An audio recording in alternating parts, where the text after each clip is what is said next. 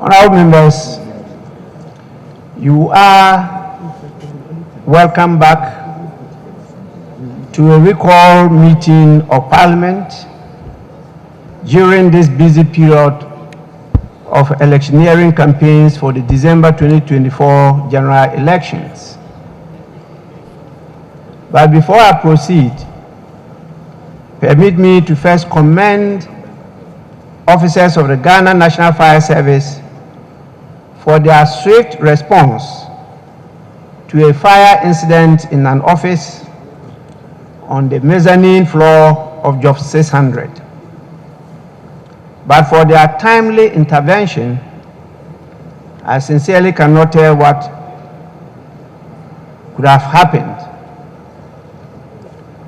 To all the officers from the National Office, to the regional and local station in Parliament House, we say thank you.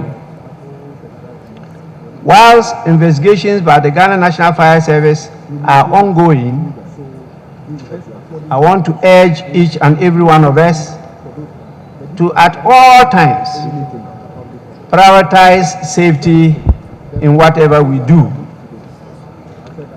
Let us be vigilant and follow all the safety precautions to prevent any such occurrences in the future. Having said this, I wish also to extend my utmost appreciation to our distinguished speakers and participants of the just ended Speakers Seminar Lecture in the Northern Regional Capital, Tamale.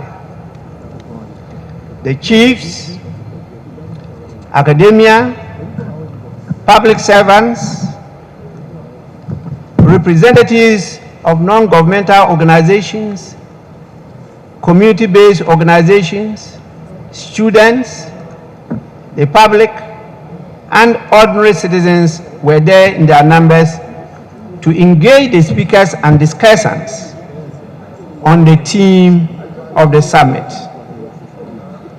It was a success story, and I'm confident that the efforts Parliament is making to build trust in the electoral process to ensure a free, fair, credible and peaceful election will yield the needed results. In fact, the forum urged us on to continue with the efforts and to, as soon as possible, convene a roundtable discussion of all stakeholders to ensure that this critical election comes out to glorify our democratic credentials. As you may be aware, on the 31st of July 2024, my office received a request to summon Parliament pursuant to Article 1123 of the Constitution 1992 and Order 53 of the Standing Orders of Parliament. This request was submitted by more than the constitutional requirement of 15% of members of Parliament. A day before this request, that is on the 30th of July 2024, I had adjourned the House sine die. As I emphasized in my press statement on 7th August 2024, the decision to adjourn the House sine die on 30th June 2024 was not made unilaterally. This date was scheduled by the parliamentary calendar for the fourth session of the 8th Parliament, which called for an adjournment at the end of July. This scheduled date was discussed and agreed upon at pre-sitting meetings of the Speaker and leaders weeks prior to the adjournment. The official records including voice and video recordings of our proceedings, testify that I consistently communicated this decision throughout the meeting. This is found in the official records of the sittings of 6th, 11th, 25th, and 26th July 2024. And these records show that the adjournment was neither sudden nor without prior notice. In preparation for this planned adjournment, leadership of the House prioritized key agenda items to be taken and further extended sittings late into the night to ensure that all critical businesses were completed by the agreed date. To achieve this, I accepted to preside over the extended sittings each day until the House adjourned. This was particularly necessary because both deputy speakers were unavoidably absent during the final weeks, as the official reports of proceedings show. Despite the efforts of the House, some businesses could not be completed, and I indicated to the House my no objection to the House being recalled to sit mid-September under Article 1123. To exercise this option immediately a day after the adjournment is, to say the least, unfortunate and in bad faith. But as the law stands now, once Article 1123 of the Constitution 1992 is triggered, I am constitutionally obliged to honor the request. And for the elucidation and attention of members, I quote Article 1123 of the Constitution, and it says, notwithstanding any other provision of this article, 15% of members of Parliament may request a meeting of Parliament, and the Speaker shall, within 7 days after the receipt of the request, summon Parliament. Honourable members, similarly, Order 53 of the revised standing orders of Parliament echoes this provision with an additional demand. In the words of the order, that is 53.1, despite any other provision, 15% of members of Parliament may request a meeting of Parliament, and the Speaker shall, within 7 days after the receipt of the request, summon Parliament.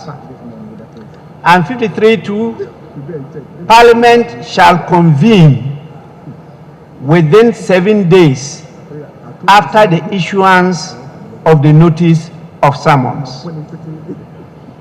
Honourable members, we are also meeting here in this dome rather than our usual chamber because during this recess, the decision of the Parliamentary Service Board to address structural defects and replace outdated audio and video equipment in the chamber was programmed to be implemented.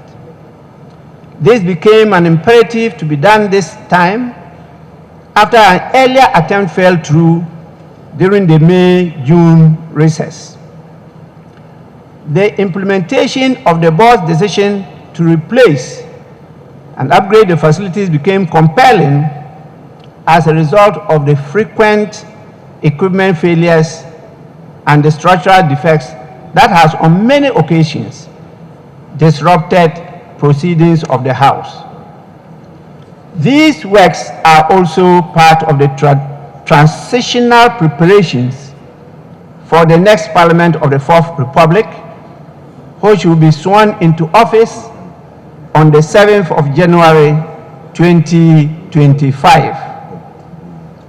Ensuring an improved, functional, and safer chamber is crucial as we transition in seamless growth to the 9th Parliament of the Fourth Republic of Ghana. Honorable members, this is not an ordinary scheduled meeting in a session. We are here at the request of more than 15% of members of Parliament for an extraordinary sitting of Parliament to address business which merit our urgent attention. The items that were listed on the request for the meeting are mostly businesses for normal meetings. I identify, however, a few items worthy of consideration in the national interest. And these are 3 motions. 1, a 250 million IDA financing agreement. 2, some tax waivers. And 3, a possible reconsideration of a decision of the House on an earlier item that was taken on the 30th of July 2024. I have therefore admitted these 3 major items for the consideration of the House during this extraordinary 2-day meeting. The request to summon Parliament acknowledges that these items were already before the House and should have been taken during the 3rd meeting. It is the norm that any such outstanding businesses are considered in the next scheduled meeting of the session on the parliamentary calendar. This is not the next scheduled meeting on the parliamentary calendar, but an extraordinary meeting. The nature of the meeting demands a revaluation of the items to see whether they are eligible to be considered under Article 1123 so as to necessitate a recall of Parliament after adjournment sine die. This calls for a reconsideration and readmission or otherwise of the business. Honorable members, the frequent invocation of Article 1123 within a session of Parliament should be a concern of all of us. While the provisions are clear and unambiguous, we must consider the broader context in which they are intended to operate and legislate to set down the preconditions under which the article could apply. Parliament recedes to focus more on its other functions of scrutiny, representation, advocacy, and diplomacy. It should be recalled when and only when an exceptional or urgent matter or business arises and requires Parliament's immediate attention. Article 112 should not become a tool to keep Parliament in perpetual or continuous session, thereby preventing Parliament and members from performing the other aforementioned constitutional functions and duties to the country and constituencies.